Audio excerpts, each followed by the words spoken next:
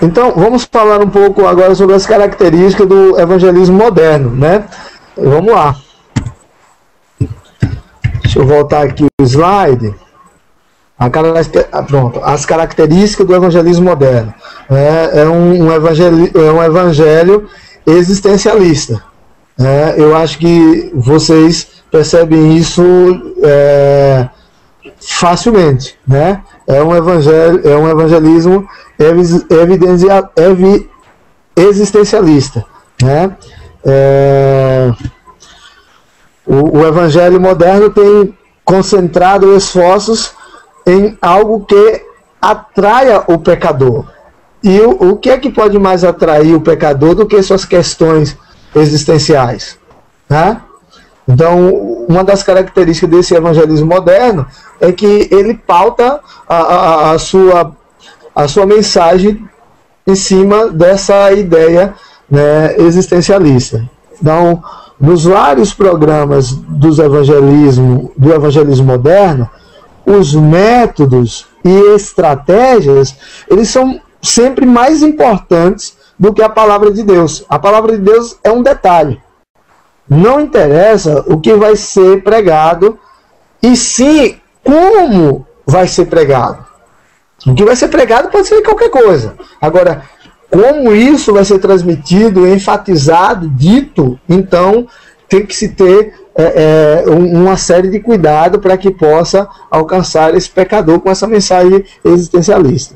Então, o evangelismo existencialista tem a ver, o evangelho existencialista tem a ver só com os problemas das pessoas, né? O culto, ele não glorifica a Deus, é uma barganha com Deus. Não oferece vida eterna, mas resolução de problemas. Ele não produz crentes, mas clientes que tiveram seus problemas existenciais resolvidos. E aí, o evangelho se torna uma caricatura, pois só apresenta promessas para os problemas desse mundo. O evangelho não é anunciado na sua essência, na sua forma perfeita, e aí ele traz para as pessoas um cuidado com esse mundo. E aí esquecemos do que Paulo diz aos Coríntios, que se a nossa esperança em Cristo se limita a esse mundo, nós somos os mais miseráveis dos homens, né? Então, o evangelho existencialista, ele é um evangelho que é muito difundido hoje em dia, né? A pregação existencialista, ela faz sucesso porque as pessoas vivem em um país, né, que é considerado a sexta economia mundial e que está se desenvolvendo, está tomando uma cara nova, com esperança de daqui a 20 anos ter um padrão europeu. Então as pessoas estão cada vez mais satisfeitas com esse mundo. E quando se vive nesse mundo, por mais que a gente tenha as coisas à nossa volta, aparecem esses problemas existenciais. E se eu trato de problemas existenciais dessa maneira, então tá tudo bom para aquele que ouve a mensagem e a pessoa volta no domingo que vem, porque aquele pastor falou ao meu coração, né? Ou Deus falou ao meu coração. Ou na realidade Deus não falou, né? Porque Deus não trata apenas de questões existenciais, né? Então, o evangelho, uma das características do evangelismo moderno é o evangelho existencialista. A outra, um evangelho de apelação, né? Deus é um coitadinho procurando um homem para que creia e o receba, né, como Deus em sua vida. E Jesus é apenas um bom homem batendo na porta do coração do ser humano. Jesus sempre fica triste quando o homem é rejeitado, né, diante desse evangelho. E aí nós temos até canções que falam disso. Então, o evangelho é um evangelho de apelação, não trata do pecado, não trata da situação miserável do homem, mas mostra como mostra esse homem como capaz de responder a um Deus que precisa, melhor dizendo, da sua resposta. Então, esse é o evangelho de apelação. Nós temos ainda o evangelho pragmatista, né? E aí eu me refiro a um evangelho pragmatista quanto à questão de estratégia, né? Um evangelho estratégico, né? Que enfatiza tecnicamente semelhantes, ou melhor, são técnicas, né? Técnicas semelhantes, enfatizam técnicas semelhantes a empresas, certo?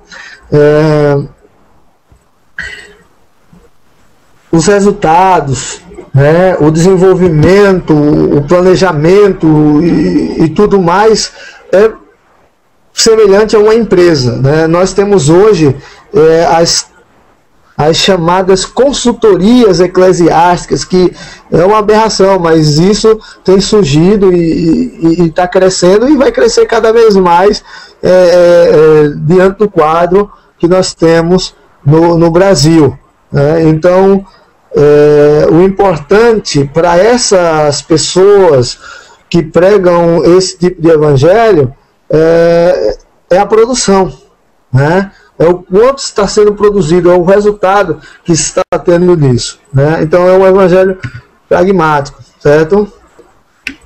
Acaba acontecendo o abandono dos fundamentos bíblicos para abraçar técnicas empresariais de produção e crescimento por consequência, né?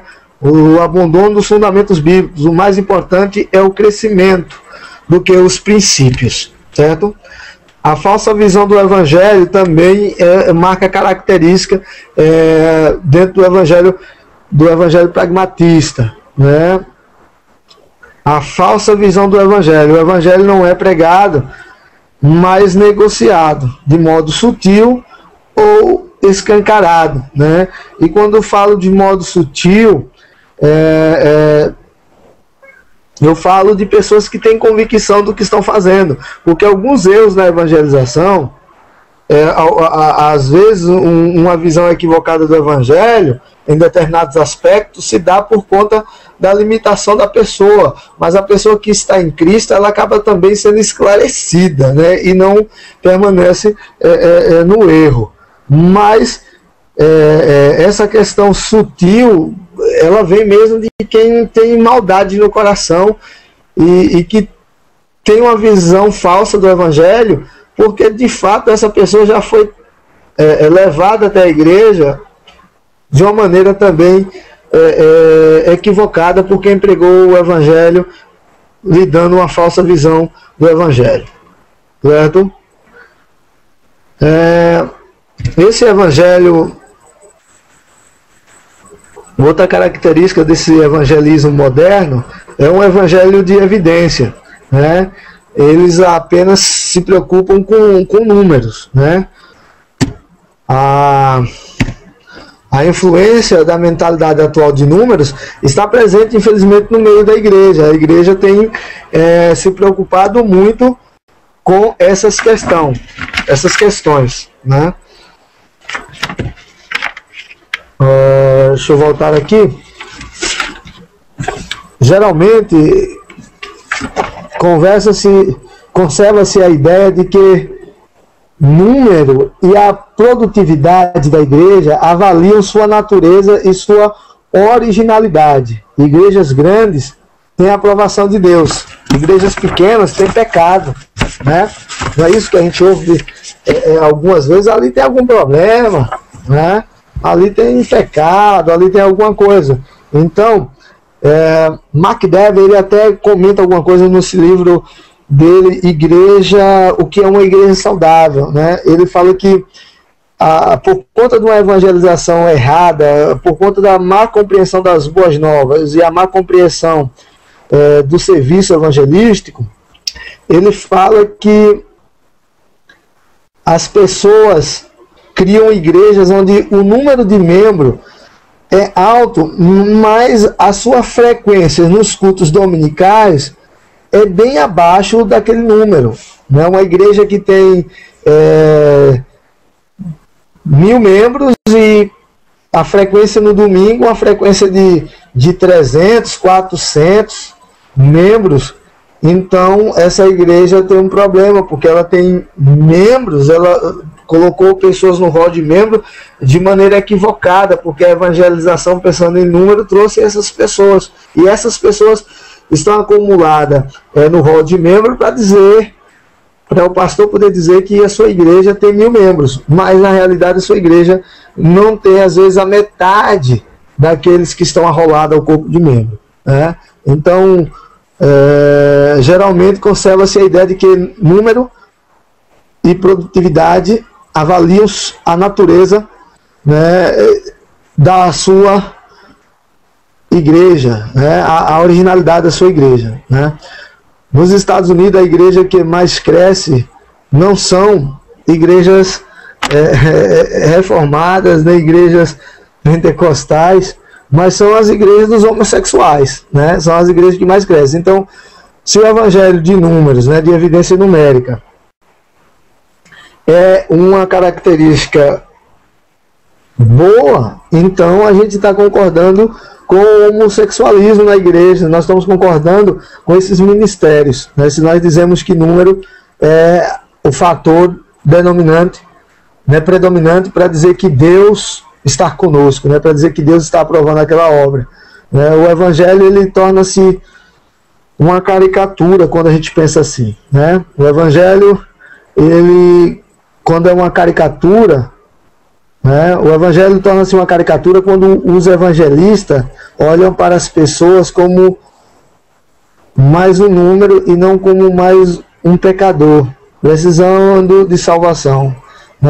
Nós precisamos olhar para o rebanho e entender que o rebanho precisa de salvação e que não é apenas um número. O evangelho de obras é o nosso próximo passo. O evangelho de obra.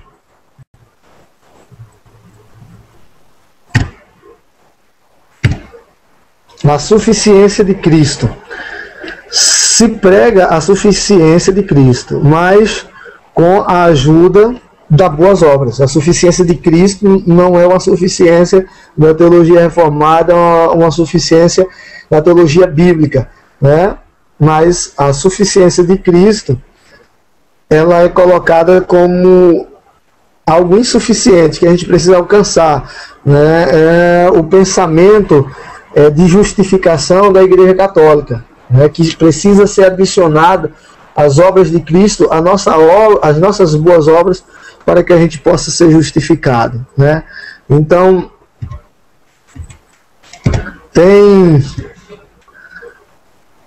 de se obedecer para se obter a salvação. Caso contrário, se perde. E o papel das obras é invertido, né? Vocês sabem bem o que eu estou dizendo, né?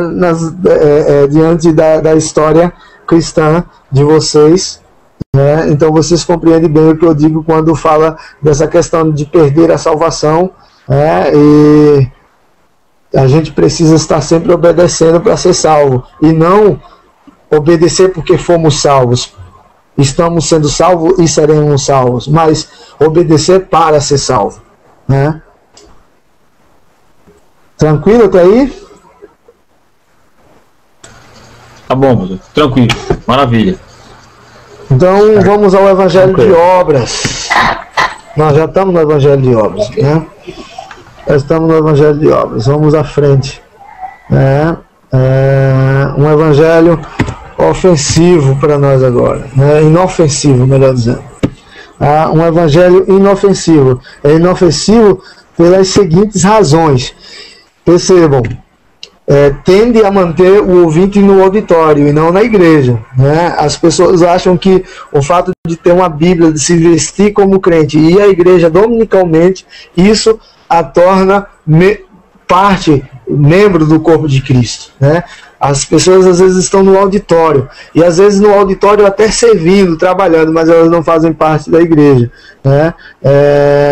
Ele é inofensivo, o evangelho é inofensivo, porque tende a manter o ouvinte no auditório, né, para não perder a pessoa, Então a gente vai pregando mensagens de cunho existencialista, de autoajuda, cheio de psicologia, para que as pessoas elas se mantenham no auditório e não esvaziem o nosso auditório, porque é ruim pregar para meia dúzia, né? Nós gostamos de pregar para igrejas cheias. Então, também pelas seguintes razões, o evangelho é inofensivo para essas pessoas. Oi? É um dos males mais sutis que a igreja tem enfrentado hoje.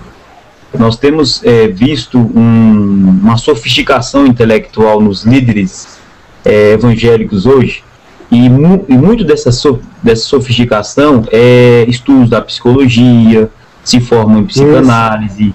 E aí, como hoje a alma da sociedade universal encontra-se doente, encontra-se chagada, e o pecado ele provoca inúmeras desordens psicossomáticas, psicológicas, psiquiátricas. Esses homens, por se tornarem especialistas na alma do ponto de vista humano, eles conseguem manter seus auditórios cheios, porque é como se eu tivesse um grande divã, o púlpito fosse um grande divã, onde fica ali desculpa, a plateia fosse um grande divã, e ali no púlpito o psicólogo ou o psicanalista. Falando o quê? Falando algo que, em nome do evangelho, mas que não é evangelho, e que no fundo, ou seja, no cerne da questão, ele está dando mensagens de psicologia, de psicanálise, de autoajuda, para massagear o ego das pessoas, para lhes encaminhar, lhes dar alguns conselhos, mas que não é o evangelho. Por isso que ele se torna inofensivo, e proporcionalmente final, a maioria das vezes, porque hoje as pessoas querem ouvir especialistas da alma. Exatamente. Eu passei aqui com tudo, já estou nas caricaturas do evangelho, vocês perceberam, né? Sim. Avancei aí demais, vocês me desculpem, eu acho que já está perto de terminar, vamos terminar, né? Tá bom, vamos lá. A lição 5 também, tá? Então, o evangelho inofensivo, está correto, viu, meu irmão? Está correto. O evangelho inofensivo tende a manter o ouvinte no auditório e não na igreja, tá? E tenta agradar o pecador com uma mensagem de obras, né? Produzindo uma falsa segurança para a salvação desse indivíduo, né? Então, quando a gente queria um rascunho lá do evangelho, né? Quando a gente faz um rabisco do evangelho, criando uma caricatura para a nossa evangelização, como mensagem, então a gente tenta agradar o pecador com uma mensagem de boas obras. E daí a gente também passa a tentar agradar o pecador com uma mensagem de amor, né? A maioria dos pregadores estão mais interessados em dizer que Deus ama o pecador do que dizer a ele que ele está debaixo da ira de Deus, né? Os pregadores antigos, eles diziam: olha, eu temo pela sua vida, né? Como Spurgeon fazia, né? Quando pregava, né? Olha, eu temo por sua vida se você sair daqui hoje sem se decidir por Cristo. Embora ele não fizesse apelo, mas ele diz: olha, eu temo pela sua vida, né? Ele pregava e colocava para essa pessoa a gravidade do seu pecado, a gravidade do seu estado, para que essa pessoa pudesse, tocada pelo Espírito Santo, chegasse a Deus, né? Então, tentar agradar o pecador com uma mensagem de amor é o que acontece com esse evangelho inofensivo dos dias atuais, certo? Outra faceta é buscar uma mensagem que não pareça loucura. Deixe tudo, deixe tudo e vem após mim, né? A mensagem de Cristo, né? Ela não deve ser pregada mais hoje, né? Deixar tudo para seguir a Jesus é loucura. Então a gente busca mascarar a realidade do evangelho para lidar favoravelmente com o problema do homem atual. Então a gente mascara o problema dele e encobre a verdade do evangelho, né? Assim, muitos pontos do evangelho têm sido racionalizados e contextualizados as necessidades dos pecadores, comprometendo profundamente a natureza do Evangelho, né?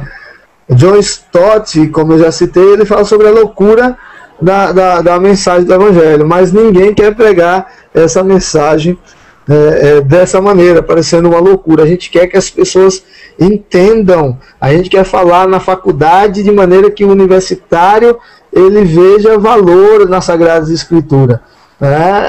Eu entendo que tem que ter uma linguagem apropriada para o universitário, mas eu entendo que o universitário ele só vai crer por conta da ação do Espírito Santo. Então o Espírito Santo vai agir se genuinamente o Evangelho ele está sendo pregado. Então muitos pontos do Evangelho têm sido racionalizados e contextualizados as necessidades dos pecadores. A gente tenta adequar a nossa mensagem àquilo que o pecador necessita, né? Então não devemos buscar a aprovação do mundo, mas a aprovação de Deus quando a gente está pregando, quando estamos levando a mensagem da evangelização, porque o Evangelho ele não é inofensivo, ele é ofensivo, como já dissemos anteriormente, certo?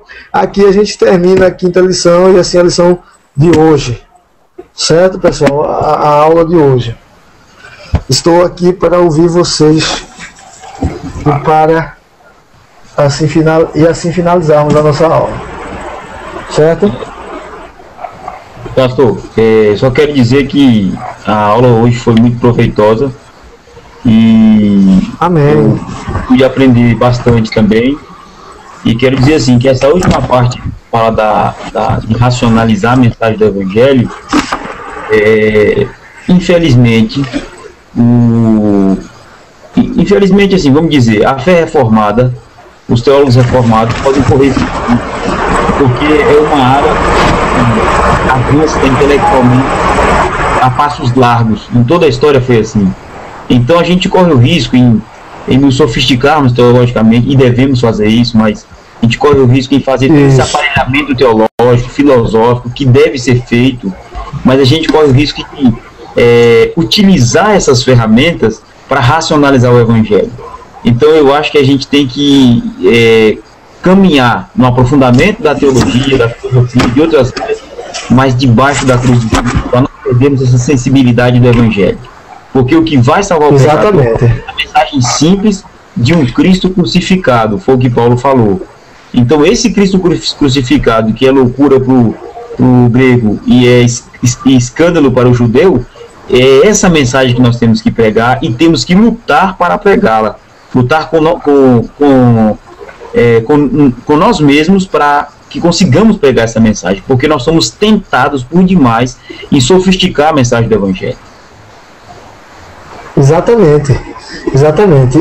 E a gente não pode esquecer de que ela é uma mensagem essencialmente simples, né? Ela é simples, ela não se torna... ela não tem poder nas nossas palavras, mas sim na ação do Espírito, porque é a própria palavra inspirada pelo Espírito, né? É a própria palavra inspirada pelo Espírito. Então a gente não pode esquecer disso. É muito bom estudar, é muito bom se aprofundar no conhecimento, mas de nada adianta esse conhecimento se ele não pode ser anunciado na total dependência de Deus, e entendendo que o pecador precisa conhecer e aprender essa teologia, né? O Hernando Dias Lopes, ele disse alguma coisa e o pessoal colocou aí no Facebook a respeito da igreja de Éfeso, né? E ele fala que aquela igreja tinha ortodoxia, mas não tinha ortopraxia, né? Então a gente precisa ter esse cuidado, né? A gente precisa ter esse cuidado. A teologia ela deve ser prática. Se a teologia não é prática, ela não serve para nada, certo? Ela é só conhecimento na cabeça de alguém que gostou da matéria, mas a teologia, quando não é instrumental, melhor dizendo, experimental, quando a teologia não é experimental, então a gente é igual a ter conhecimento filosófico, ter conhecimento em outras áreas, mas não vai fazer muita diferença, né? Então a teologia que tem valor é a teologia que vai para a prática, né? Eu acho que Spurgeon é quem diz alguma coisa nesse sentido, né? De que a teologia ela tem que ir para a prática. Eu não me lembro o que ele diz a esse respeito, mas ele fala alguma coisa a esse respeito, né? De que o único sentido da teologia é ser vivido, né? A gente precisa pegar nas mãos, né? A gente precisa sentir o cheiro, a gente precisa ouvir, a gente precisa ver. Na prática é aquilo que cremos, né? Não adianta a gente saber como evangelizar de maneira correta se não evangelizamos, não é isso? Sim, com certeza. Né? Correto. Há mais alguma consideração, mais alguma coisa, pastor? Não. Alexandre? Um outro detalhe é justamente sobre essa questão da prática da teologia. Teve na quinta-feira, a gente se reuniu aqui para ter a parte lá das apresentações da aula de plantação de igrejas, e a gente entrou nesse ponto, nessa questão de como é que a gente faz a questão da prática da evangelização, da plantação de igreja, sem esquecer da questão do evangelho como simples, puro, e qual que é a mensagem que tem que ser levada. Então a gente tem uma linha fina, e claro, essa briga todinha acabou vindo do meu lado, tem uma linha fina muito pequenininha, onde a gente pode acabar misturando essas duas áreas. Primeira questão que o evangelho ele é simples, ele é direto. A mensagem do evangelho, a mensagem que Cristo pregou, é a mesma de 2000 anos atrás, até os dias de hoje, não muda. A mensagem não muda. Mas o que muda, mas o que pode ser mudado, o que pode ser modificado e o que é atualizado, principalmente desde a minha época, quando eu entrei na igreja em 92 para cá, já foi muito atualizado, é o método como essa mensagem é levada, ou seja, qual que é o canal, qual que é o caminho. Esse sim é levado, mas não é misturado com a questão de modificação da mensagem. A mensagem não é modificada, o canal sim. A mensagem é a mesma, mas a forma como eu vou passar essa mensagem, tem milhões de formas como Deus usou, por exemplo, no Antigo Testamento, como Deus levava a sua palavra, através de profetas, através de sonhos, através de leitura da própria lei, isso é local, mas a mensagem não mudou. Então a gente tem que ver também essa questão desse lado. A gente tem que aperfeiçoar muito a questão do método, do caminho. Isso aí a gente tem que, por exemplo, um exemplo de atualização é isso que a gente está tendo. Pensou a gente montar um culto, como a gente até está pensando em fazer aqui, de levar a palavra via internet. É uma atualização do método, mas a mensagem é a mesminha que foi pregada e Cristo levou. Então, de vez em quando, inclusive eu fiz essa confusão lá na aula lá, de acabar misturando uma atualização do método, uma atualização do caminho, com uma não permitida e proibida atualização da mensagem. Exatamente. E daí que a gente tem que ter cuidado com os métodos, para a gente não ferir os princípios com os métodos, né? Suponhamos aí, vamos falar no método, alguém na igreja diz assim, vamos criar um grupo de funk que está aí fazendo sucesso. E vamos botar letras bíblicas, né?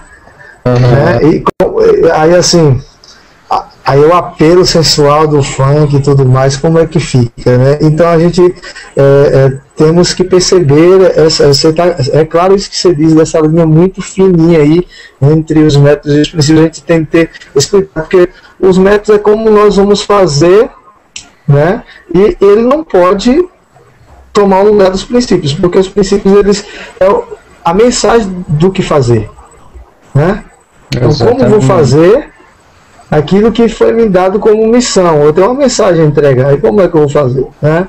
Então, eu tenho que usar o meio mais simples possível, né? Porque a mensagem também ela é simples, né? Pois não, Davi. Porque eu acho que o caso do Alexandre tem que ser entendido da seguinte forma: diferenciar ferramenta de meios. Ele está falando de ferramentas. Aí sim, eu não tenho problema algum.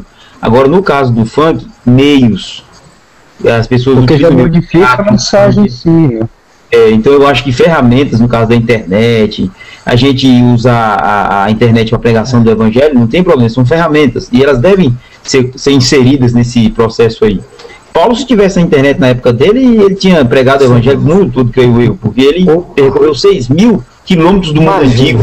Então o homem daquele era uma potência para pregar o evangelho. Imagina com esses meios hoje. No entanto, a gente tem que diferenciar ferramentas de meios. Meios falam da... Meios também. Então, e meios falam do problema lá que o senhor ensinou para nós sobre os princípios. Dos fins, dos princípios. Isso. Os meios estão relacionados aos princípios.